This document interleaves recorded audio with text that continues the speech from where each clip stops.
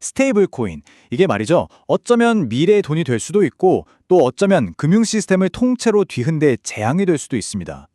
한쪽에선 이걸 두고 디지털 골드러시라며 열광하고요. 다른 한쪽에선 대혼란의 시작이라고 아주 강력하게 경고하고 있죠. 오늘 이 시간에는 이 극단적인 두 시선 사이에서 과연 진실은 무엇인지 한번 깊게 파헤쳐 보겠습니다. 자, 정말 기회일까요? 아니면 끔찍한 위기일까요? 지금부터 양측의 주장을 하나씩 아주 꼼꼼하게 따라가 보면서 그 답을 한번 찾아보시죠. 아니 근데 도대체 왜 지금 이 시점에 전 세계가 이렇게 스테이블 코인에 주목하는 걸까요?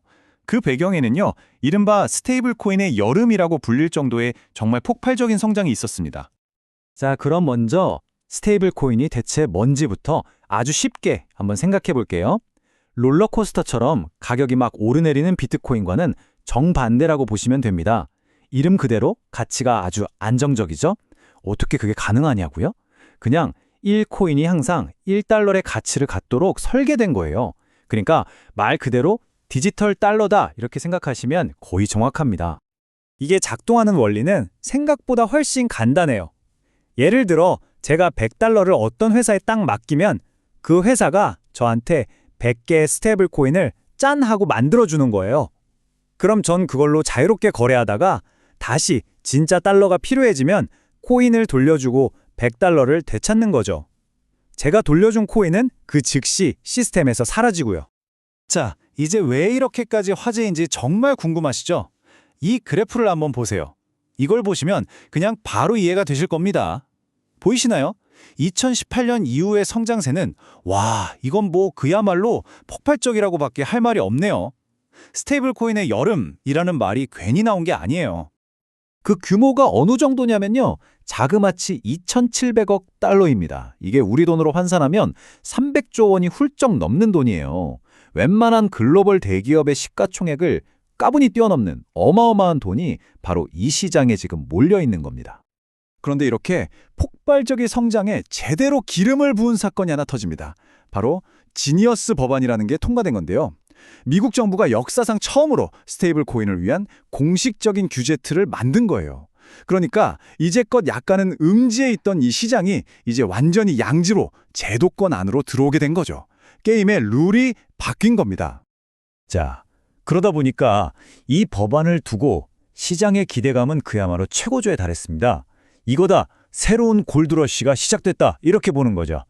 이 긍정론의 중심에는 전 통화감독청장 대행이었던 브라이언 브룩스가 있습니다. 브룩스의 주장은 아주 명쾌합니다. 핵심은 이거예요. 정부의 규제가 생겼으니까 이제 사람들은 스테이블 코인은 안전하구나 하고 믿게 될 거라는 거죠. 그리고 바로 이 믿음이 대중적인 사용, 그러니까 진짜 골드러시를 불러올 거라는 겁니다. 그가 그리는 미래는 정말 장밋빛입니다. 한번 상상해 보세요. 전 세계 누구나 은행 계좌가 없어도 달러를 쓸 수 있고요. 평균 7%나 되는 엄청난 해외 송금 수수료가 거의 사라지는 세상. 여기에 더해서 이게 미국 경제에도 도움이 된다고 하니 그야말로 모두가 윈윈하는 그런 혁신이라는 겁니다. 듣기만 해도 솔깃하죠? 브룩스는 여기서 아주 강력한 역사적 비유를 하나 꺼내듭니다. 이건 위험한 도박이 아니다. 이건 1863년에 국법은행법과 똑같은 거다라고 말이죠. 당시 제각각이던 수많은 화폐를 하나로 통일해서 금융 안정을 가져왔던 것처럼 이번에도 혼란의 끝이 아니라 안정의 시작이 될 거라는 주장입니다. 하지만요, 이 장밋빛 전망에 잠깐만요 하고 정면으로 제동을 거는 목소리도 있습니다. 아주 강력하게요. 경제학자 베리 아이켄그리는 역사가 우리에게 전혀 다른, 훨씬 더 무서운 교훈을 주고 있다고 경고합니다. 아이켄그린의 경고는 정말 단호합니다. 그는 스테이블 코인을 딱 잘라서 민간 기업이 찍어내는 사적인 돈이라고 규정하는데요. 그러면서 역사를 돌아보라는 거죠. 이런 시도는 언제나 끔찍한 금융재앙으로 끝났다는 겁니다. 이건 정말 무서운 경고예요. 같은 실수를 반복할 수 있다는 거니까요. 그가 경고하는 최악의 시나리오는 마치 도미노 같습니다. 한번 들어보세요. 먼저 우후죽순처럼 생긴 여러 스테이블 코인들의 가치가 미세하게 달라지면서 시장에 혼란이 오기 시작해요. 그러다가 어느 한 코인에 대한 신뢰가 딱 무너지는 순간 사람들이 돈을 빼내려고 미친 듯이 몰려드는 뱅크런이 터지는 거죠. 그럼 이 회사는 준비금으로 쌓아둔 국채를 시장에 내다 팔아야 하고 결국 금융시장 전체가 흔들릴 수 있다는 겁니다. 네, 바로 이 지점이 이번 논쟁의 가장 핵심적인 부분입니다. 정말 흥미롭지 않나요? 두 사람 모두 역사를 근거로 두는데 한 명은 안정을 가져온 1863년의 시대를, 다른 한 명은 혼란으로 가득했던 1830년대의 시대를 떠올리는 겁니다. 정말 우리는 역사의 어떤 페이지를 지금 다시 쓰게 되는 걸까요? 자, 좋습니다. 그럼 이 거창하고 거대한 논쟁이 그래서 우리 실생활에 당장 내 돈에 어떤 영향을 미치게 될까요? 이제부터는 좀 더 현실적인 문제들을 하나하나 짚어보겠습니다. 그러니까요, 이 모든 게 도대체 나와 무슨 상관이냐는 거죠. 당장 내 은행 예금은 괜찮은 건지, 해외로 돈 보낼 때 정말 싸지는 게 맞는지, 아주 구체적인 득과실을 한번 따져보겠습니다. 자, 먼저 해외 송금부터 볼까요? 스테이블 코인이 나오면 수수료가 확 줄 거다, 이런 기대가 엄청 많았잖아요. 그런데 분석을 보면 그 효과가 좀 과장됐을 수 있다고 합니다. 진짜 비싼 송금 비용의 원인은 각국의 복잡한 규제나 현지 인프라 같은 것들인데, 이건 스테이블 코인만으로는 해결하기 어려운 영역이라는 거죠. 그럼 이런 걱정도 들죠. 사람들이 은행 예금을 다 빼서 스테이블 코인으로 몰려가는 거 아니야 하고요. 결론부터 말하면 보고서는 아직은 그럴 가능성이 낮다고 봅니다. 왜냐하면 은행에는 예금자 보호라는 아주 강력한 안전장치가 있지만 스테이블 코인에는 없거든요. 게다가 법적으로 이자도 줄 수 없으니까 매력이 좀 떨어지죠.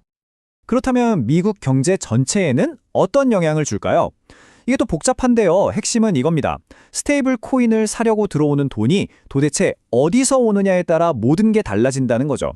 특히 중요한 건 전 세계에서 달러를 원하는 해외 자금이 스테이블 코인으로 몰려들 경우인데요. 이럴 땐 미국 국채 수요가 늘어나는 꽤 긍정적인 효과를 기대할 수 있습니다. 자, 이제 거의 다 왔습니다. 결론을 향해 가볼 텐데요. 이 모든 논의는 결국 돈의 미래, 화폐의 본질은 무엇인가? 라는 아주 근본적인 질문으로 이어집니다. 미래의 디지털 달러를 만드는 길은요, 크게 보면 두 가지입니다. 하나는 민간 기업이 주도해서 만드는 스테이블 코인이고, 다른 하나는 국가, 즉 중앙은행이 직접 만드는 CBDC라는 게 있죠. 그러니까 민간의 혁신이냐, 아니면 정부의 통제냐, 이 거대한 갈림길에서 미국은 일단 민간의 혁신 쪽에 베팅을 한 셈입니다. 이 흐름을 주도하는 긍정론자 브라이언 브룩스는요, 정말 대담한 시간표를 제시하고 있습니다. 불과 2, 3년 안에 이 모든 변화가 현실이 되고 2030년, 그러니까 5년 정도 후에는 대중화될 거라고 보는 거죠. 와, 정말 과연 우리는 이렇게나 빠른 변화에 바로 그 한가운데에 서 있는 걸까요? 오늘 이야기를 마무리하면서 마지막으로 이 질문을 던져봅니다. 우리는 지금 거대한 금융혁명의 한가운데 서 있습니다. 그리고 그 중심에는 바로 이 궁극적인 질문이 있죠. 과연 미래의 돈은 정부가 발행하게 될까요? 아니면 거대 기업이 발행하게 될까요? 어쩌면 우리는 지금 그 역사의 방향이 결정되는 아주 중요한 순간을 목격하고 있는지도 모릅니다.